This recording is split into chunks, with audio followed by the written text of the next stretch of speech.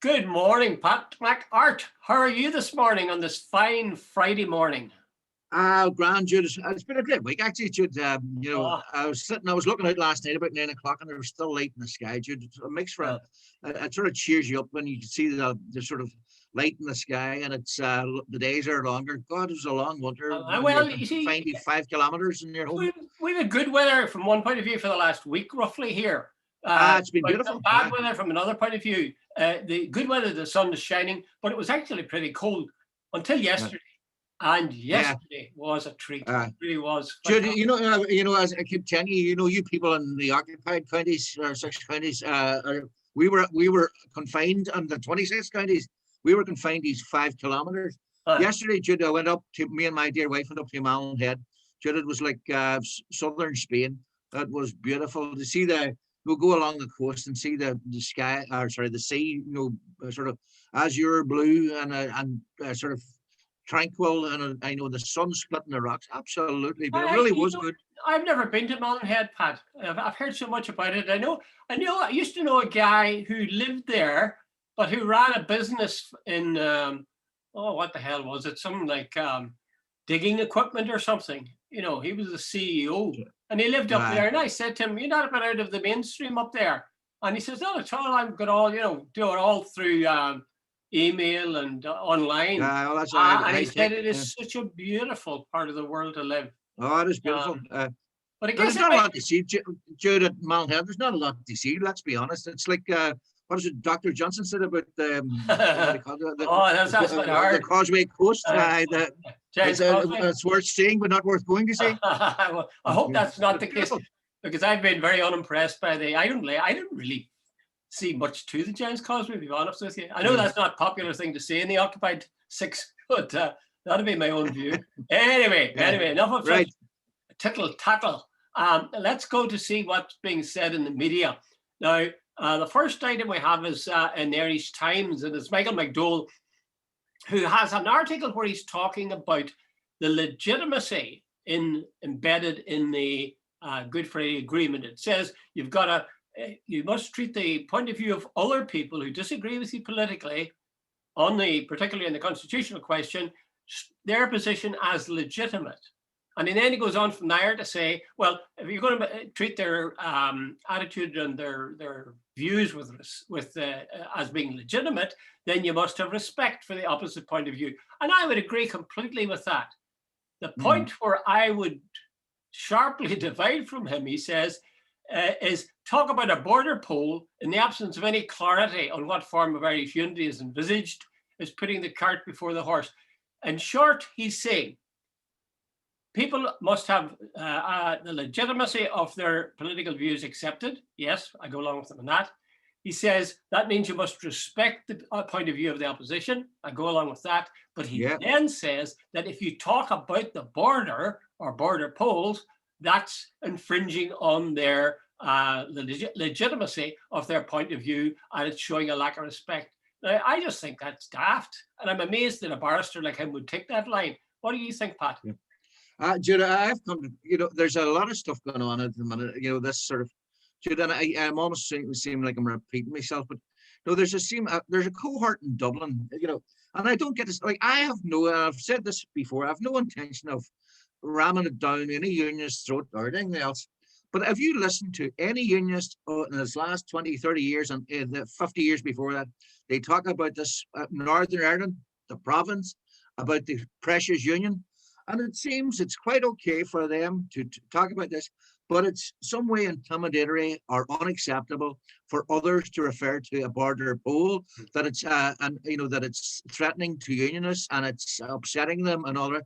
Jude, I have no intention of using a gun or going out and thumping anybody or anything, but I think it's totally legitimate of any nationals to sit down and say, or anybody who wants to consider the future of this island, to say, look, unity is every bit as legitimate as for unionism to talk about the union. And I don't see the point of this. And this sort of thing as well, the implication that you're threatening someone, that's ridiculous. It's a legitimate political viewpoint, and it's enshrined in the Good Friday Agreement. And Well, it's Pat, so what's the yeah. Well, now you see, I think would you agree I'm wondering if you agree with me. I try to put yourself in the shoes of a unionist, right?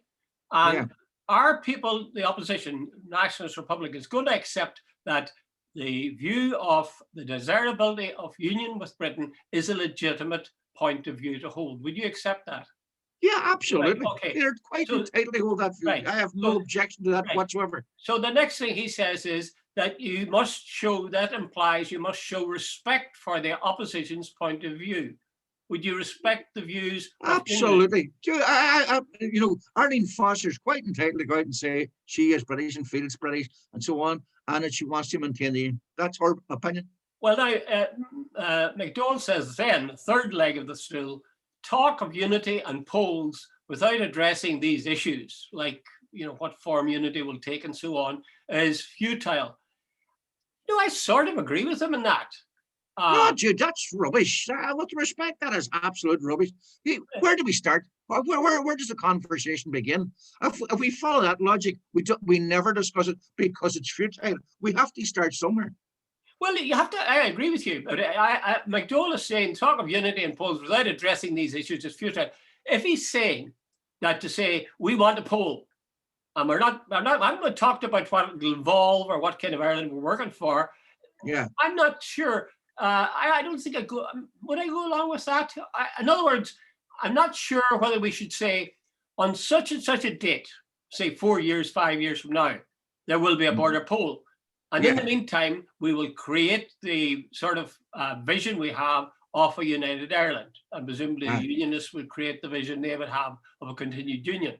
Do we do that? Do we name the day and then plan over a period of years? Or do we plan over a period of years, and only when we have that completed do we say we'll name a day? Yeah. Well, I would prefer the second option. But it wasn't there's Mark Daly, who's a Fianna Fáil senator. I think he's the Cathaoirleach of the Senate now. Yeah. I've met him in the past, and I think you might have as well. Yeah. But he wrote something one time, and I agree with it. He says this sort of failure to address this issue, I know where there's a dearth of policy, it rarely goes unpunished. The next thing we could find, Jude, is a lot of problems in regard to maybe the future of Ireland. Right, let's see, if Dublin is really serious, they will start planning, all the scenarios of what a future unitary state might look like, come up with the infrastructure plans about health, about education, about all the future that will be needed, and put it out there. Now, it might take 3 years, 5 years, 7 years, whatever it takes. And when it's ready, then, and the way I went for the latter option that you have was when it's ready. Don't stick a date on it just and then sort of say that's a rigid thing. Well, but then when it's ready, then put it out there. And that's Jude, already, look, let's get this clear. The demographics are switching very rapidly, that the nationalists will be in a majority or 50-50 real soon. So are those 50, are those on the national side, that 50%, as parity of esteem on their side, less than the other side? Leave for a moment the parity of esteem. Just let's focus on this thing about, is it a good idea to announce a date and then plan for that after you've announced the date, or should you, as you've suggested, build up your vision of what this United Ireland would be and then name the date? If you look across the Irish Sea to Scotland, Nicola Sturgeon has made no ifs or buts or bones about it. She says if they're elected in the first half, I think she said, by 2023, the first half of her term of office, they'll call an independence referendum. She doesn't hold back from it. She says we're going to do it by such and such a time. Would there not be a case for saying the same thing here? Because some people believe unionists will stall. You're comparing oranges and apples to the SNP have been in government in Scotland for what, 10 years now, or a good part of it anyway. Yeah. They're way further down the line than we are. They have obviously prepared their people for a real independence referendum, because they have been doing it. They've been in power for a long time. Like Sinn Féin, or there's been no efforts in the Republic or in Northern Ireland to prepare anybody for a unitary state. So, I don't think it's fair to compare. I don't think you're comparing like with like. But you see, some people say if you don't name a date, you'll not get the concentration that you need from unionism. That unionists I mean, if you're going to say, well, we'll plan out we'll build the shape that this new Ireland would be, it'll have this, it'll have that, and so on. If I was a unionist, it would be in my interest, especially if I thought I was in danger of losing a vote, a referendum. I would have been in my interest to keep on stalling, keep on saying, oh, well, we've got to examine this, we've got to examine this, I'm not sure about that, tell me more about that, so that you would exhaust sort of filibuster. You'd exhaust nationalism and republicanism to the point where, they just couldn't take it anymore. There are those who think the prospect of being hanged, in other words, in the morning concentrates the mind wonderfully. But it's not, that's only one side. Well, that's not, they can filibuster all day if they, and all night if they want. But there are other actors upon this particular stage who can push it along. Well, it's hard to know. It's a difficult one. You can see how if a day was named that Arlene Foster would be right to say, I could see unionism and loyalism being pretty spooked by that. So maybe you're right. Maybe it'd be better to work towards what you're trying to achieve. Yeah. Give them the map and then say, okay, we're going to. Right, here's the roadmap. Yeah, exactly. Okay. Next item, as suggested by your good self, was this notion of the changes that already you say are taking place in terms of trade between North and South in Ireland and across to Britain. You don't remember where you saw this, Pat? It was on BBC last night. It was on RT yesterday evening. Okay. And I wrote it down, and I haven't been able to say. Imports from the UK are 50 on February and March. I think, or January and February. Sorry, we're down 53%. Imports from Northern Ireland have doubled in the Republic, and exports from the Republic to Northern Ireland have gone up by 38%.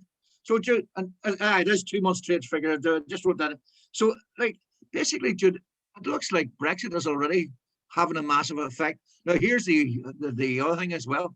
No, the claim or the concern of unionism that Brexit would, and with Northern Ireland staying within the EU, that the focus or the centre of interest would move from Dublin or to Dublin rather than London. Yes. In terms of economics, it looks like that could be already happening. Now, they say you should never judge anything on 2 months trade figures because of all the difficulties in regard to farm filling and things will eventually settle down. But on the basis of two, there's a remarkable turnaround in a very short space of time. And the other thing as well, Jude, they're sort of saying that if COVID was over, Northern Ireland could do very well with a finger and two pies as opposed to one, selling everything into Britain with no problem in selling everything into the EU. Whether the loyalists and the unionists will see it that way, of course, is a very, very different matter. But we just clarify for a moment. You're saying that the trade between North and South has really been developing. What did you say was happening to trade from the North to Britain and then from Britain to here?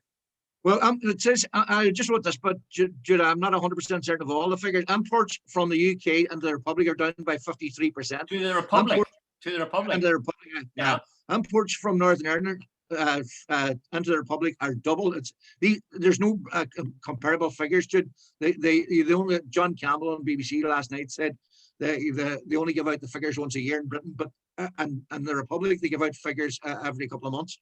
And exports to Northern Ireland are up 38%. You'll probably have to wait till next March to get the figures for Britain. Yeah. Are there any figures from the North to Britain?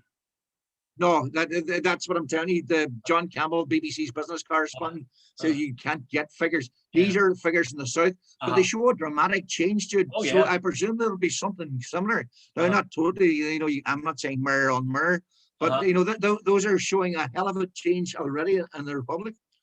They also are, Rosie, I noticed somewhere, I think it was the Belfast Telegraph maybe, that they are saying that the South is expected to, if not bounce back, then certainly to grow next year. Yeah. Or maybe 4%. There's 4% growth apparently next year, which is remarkable, all things considered. That's astonishing. It's astonishing. Yeah. I can hardly believe it. They reckon, what do you call it, that, what am I saying here? There's 15 billion, I think it is, in reserve. The bank have said people haven't spent money.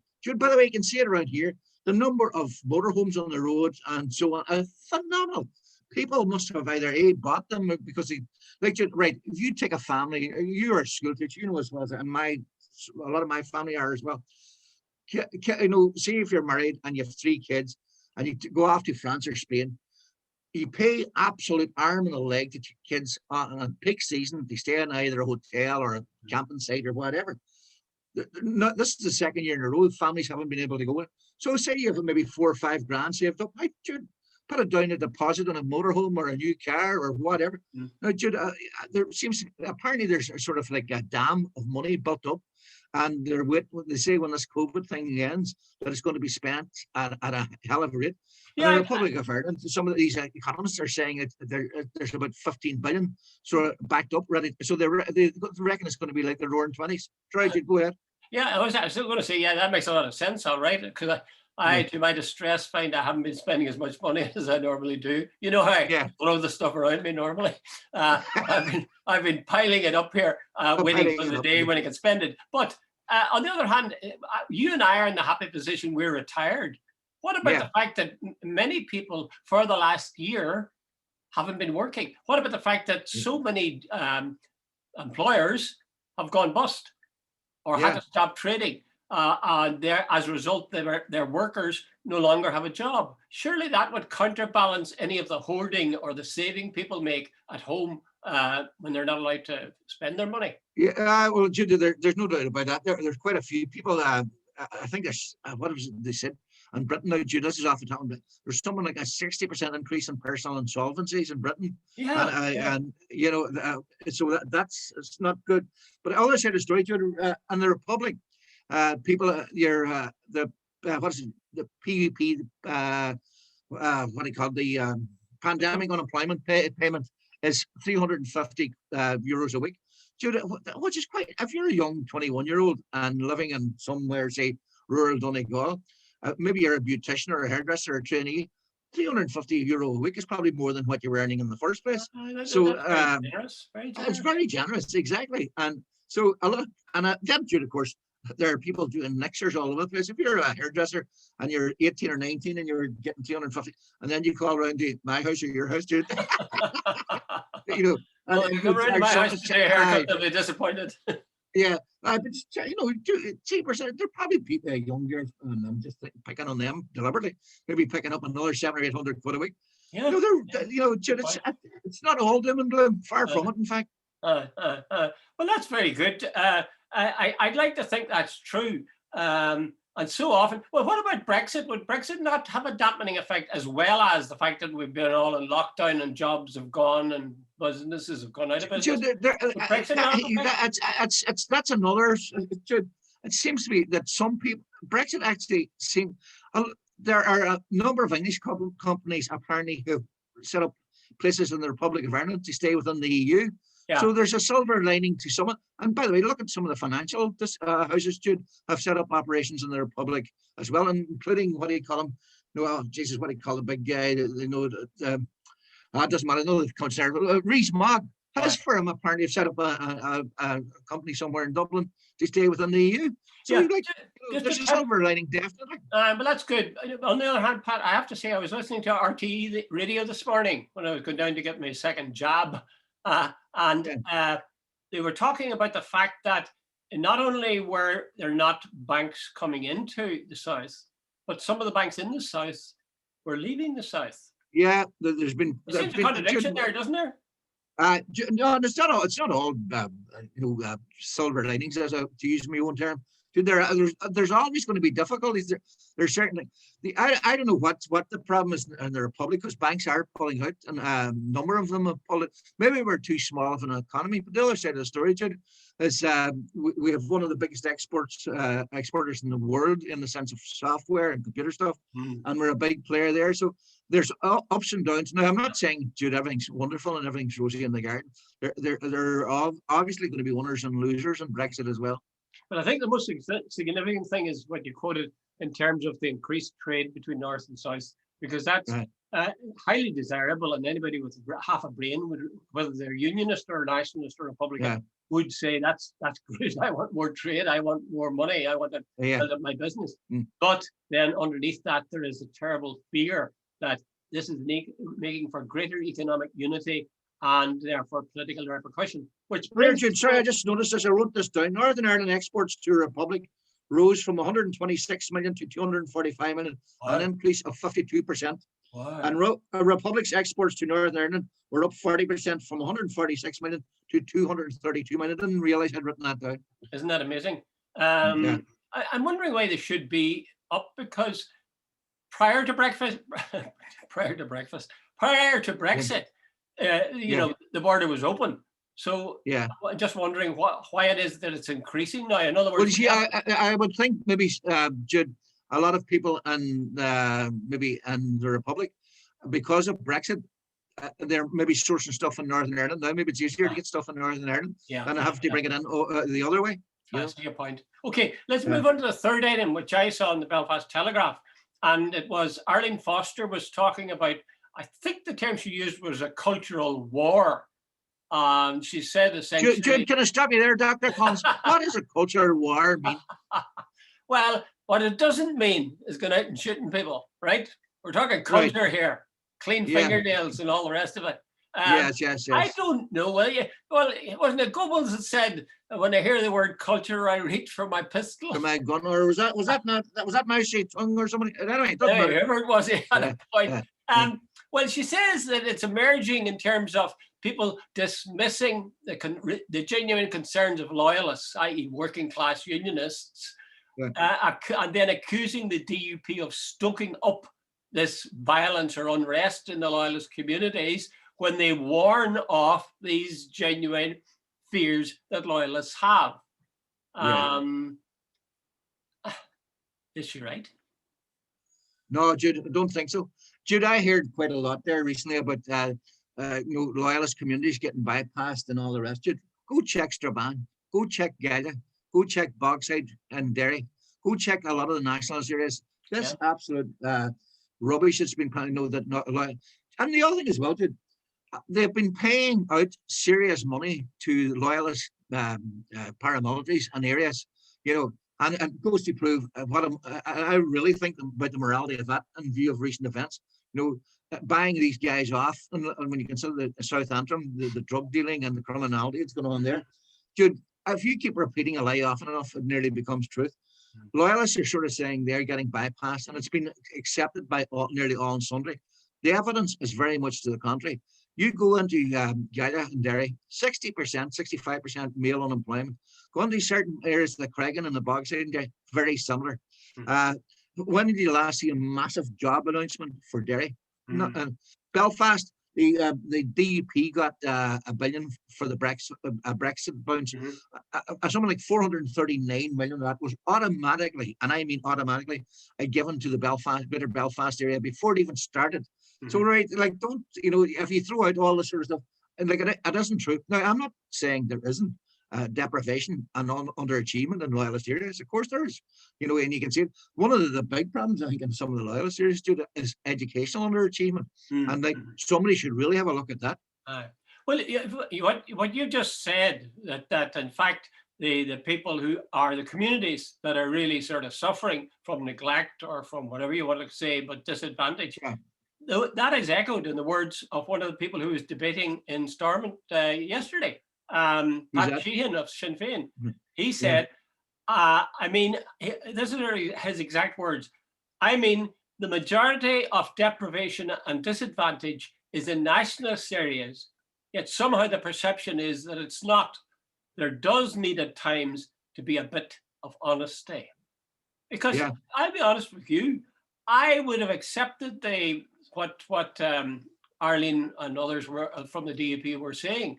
I would have said, yes, unionist or loyalist areas are the most deprived. But he says not so. And he's not talking simply about Derry. He's talking about Belfast as well. Yeah, and there are parts of the North, definitely. So this is a myth, is it?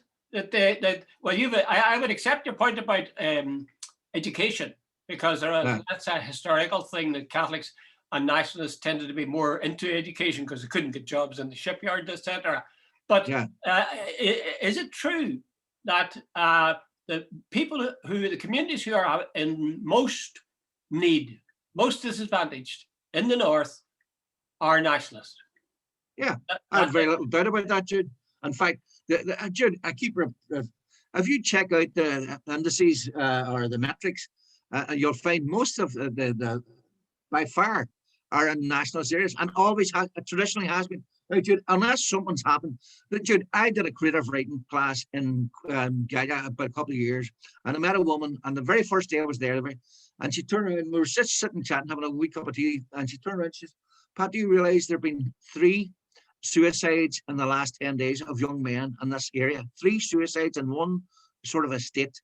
Now, do you tell me, does that indicate wealth and happiness and contentment and sort of agreement with future prospects? It was that to me indicated depression and lack of sort of opportunity. Well, that's a good point, Pat, because that's been the case here too in the Belfast area. That there have been, not recently, I don't think, but certainly a year or two back, there was a rash of young men taking their own lives in nationalist areas. And again, as you say, these were areas, they weren't leafy avenues, they were areas of deprivation, traditional deprivation. No, Jude, by the way, I don't want to turn around and say there isn't deprivation and underachievement and loyalty. Of course there is, and I'm not downplaying that. But there's a big difference between perception and reality. To sort of try and sort of turn around and say, oh no, that everything's wonderful in the nationalist areas and nationalism has done so well out of the Good Friday Agreement, and we have got bypassed and all. That is absolutely, totally untrue. Yeah, and I think the fact that in loyalist areas, it's not simply what they are experiencing in terms of disadvantage and so on. It is the sense that nationalist areas similar to theirs are doing very well, which, as you say, is not true. And certainly Pat Sheehan is arguing as well. Okay, that's really, I think, a fairly important point to make then. Whenever we say that Arlene is saying we're waging a cultural war and that we mustn't dismiss the concerns of loyalists, I would agree, we shouldn't dismiss them, but we shouldn't use them as a tool either. We shouldn't stoke them up and get them worked up to a point where they feel they've been victimized, especially if in fact the statistics indicate that nationalists are suffering at least as much or more in terms of numbers of deprived areas. But Jude, there's also that one question too, Jude, that has to be asked. All the funding that was supposed to be given to loyalist areas and the event of the peace process. Where did all that money go? Has it been gobbled up by the paramilitaries, or what's that? I don't know what happened there, and I'm genuinely asking the question. Well, I think like Republican areas, there were a lot of people who were combatants during the struggle, during the conflict. They have become people who work within the community and are referred to as community workers or whatever. So a lot of them are, I guess, doing that. Whether or not there's some of it has found its way into loyalist paramilitary units, I don't know. Certainly, I'd be fairly confident that the peace money that has gone into nationalist and Republican areas has gone to those areas and not into the pockets of the IRA, because the IRA isn't around, despite what Arlene and others would say. Most people with half a brain know that the IRA is over.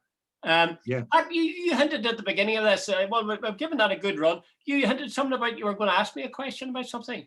Jude, I was going to ask you a question. Have you ever watched Call the Midwife? Never. See, you're missing out on one of the great cultural events of our time. Excuse me. It is returning on Sunday night. So, Dr. Collins, drop your academic, whatever it is, and come down to the rest of the world like the rest of us and watch on Sunday night. So let me confirm one more time for the record. Excuse me. Have you ever watched Call the Midwife? No. Well, here. Excuse me. Just shut up a minute. I want a commitment that on Sunday night you're going to watch Call the Midwife. What time's it on? 8 o'clock BBC. BBC. Well, I might watch it.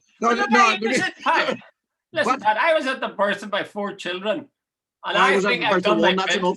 I don't want to go. I don't want to go seeing other people's children being delivered, especially by some unqualified, thick-fisted midwife.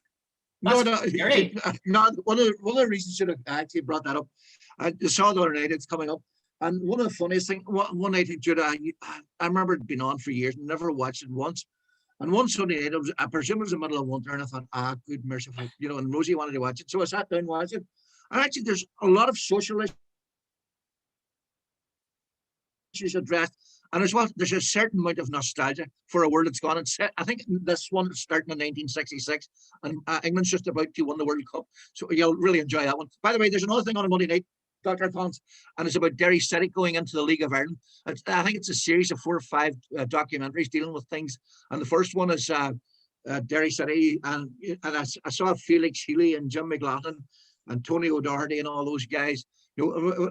Derry joined, I think it's a different league or something it's called. They moved from the Irish League into the League of Ireland.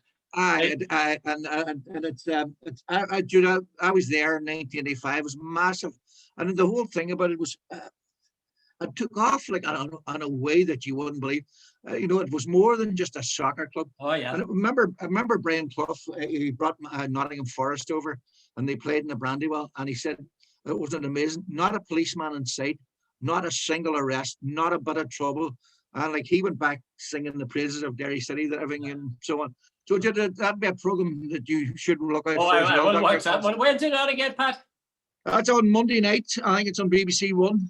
Oh, really? On BBC One? Yeah. I assumed it was going to be an RTE because it's a sticky one. There's a lot of politics clinging around that because Derry City were, teams like Linfield and other teams that would have a largely unionist backing in their membership, that they said they weren't going to come to the Brandywell anymore because it was too dangerous. And Derry is always, as we've discussed before, always is seen as hinterland as being Donegal and being more naturally, as it were, a part of the Republic of Ireland. So when they moved, it wasn't just a club moving to another league. It was a club moving internationally, strictly speaking. It's the only club in the world, I believe, or one of maybe 2. And that lives in one jurisdiction and plays in the other. I think that is the truth. But you just reminded me of some Dr. Tom Black, who's chairperson of the British Medical Association in Northern Ireland.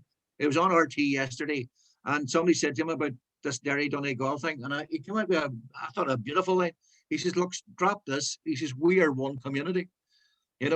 Derry Donegal is one community. If you live in Buncrana or here or Muff or the Derry Donegal people are exactly the same. It's just one community. Yeah. Well, when I was at St. Colum's as a boarder 100 years ago, there was loads of boys from South Derry, loads of boys from Tyrone, loads of boys from Donegal, all parts of Inishowen especially, and we never really remarked on it. We like some of them, some we didn't, but certainly the border was not an issue at all. It just didn't feature. Jude, when you consider the fact, Tom Black yesterday, I'm just quoting him. He says, "Look, where I'm sitting, he says the border is literally 300 meters away." And as you said, you're only a few minutes yourself from it. As a crow flies, I'd be in Derry in 5 minutes. But you're not a crow, Pat. I'm not a crow. Well, not as far as you know. Right. Here's my viewing tip for the weekend. 2 shows. One is on Sky Comedy called Curb Your Enthusiasm, and everybody else has discovered this one long ago. And another one that started just last night on Channel 4 called Frank of Ireland. Now, I'm mentioning them not necessarily because I like both of them, but because in a way there's similarities between them. Curb Your Enthusiasm has been going forever, and it's been made years and years ago, guys, several decades ago, I'd say. And it comes out of an earlier show, Seinfeld, which I've watched occasionally. And to be honest, I really didn't like it that much. But the guy who wrote Seinfeld was a guy called Larry David. And he is, in Curb Your Enthusiasm, he's the central character. He's Larry David, the guy who wrote Seinfeld. But it's showing him getting into all sorts of scrapes of various kinds. It's very witty. It also uses a lot of rude words and rude situations. Yes, we'll believe that. But they weave around it a kind of absolutely stunning Jewish humor. Very, very Woody Allen stuff. If you like Woody Allen, you'll love it. If you hit Woody Allen, you'll probably hit it. Now, the other one I mentioned was Frank of Ireland, which had its first episode last night. and it features the two sons, and I've forgotten what their names are, of Brendan Gleeson, the Irish actor Brendan Gleeson, and they look like him sort of with their red hair and so on. But they also operate on the basis of how many rude words they can pack in, and a lot of the plot involves rather risque sort of subjects. Yeah. But I think, here's where I'll become unpopular. I think Curb Your Enthusiasm was able to do that and able to weave around it something really witty and something you can laugh out loud. I thought that Frank of Ireland was frankly just rude words and risky situations for the sake of themselves. But then it's a generation thing, isn't it? You know, young people probably. But no, Jude, I was asking you where's that one on? I've never heard of it. Channel 4 last night at 10 o'clock, half-hour show. Yeah. So I think it's on for the coming season, it'll be on at 10 o'clock on Channel 4 on Thursday nights. I must look out for that. We're worth having a look at it. It's only half an hour and it's worth having a look at it. I, to be honest, I didn't even crack a smile once, but I'm a grumpy old bugger. So, you shouldn't really go by me. Okay, Pat. Okay, Judge. Okay. No, I think that's it. Hopefully it's going to be a pleasurable. I hope it's going to be a nice weekend, Jude, and get out. Now that we've got our freedom, I want to be able to go places. Well, not our total freedom, but I know what you mean. Okay, Pat. Okay, Jude. Thanks very much. All the best.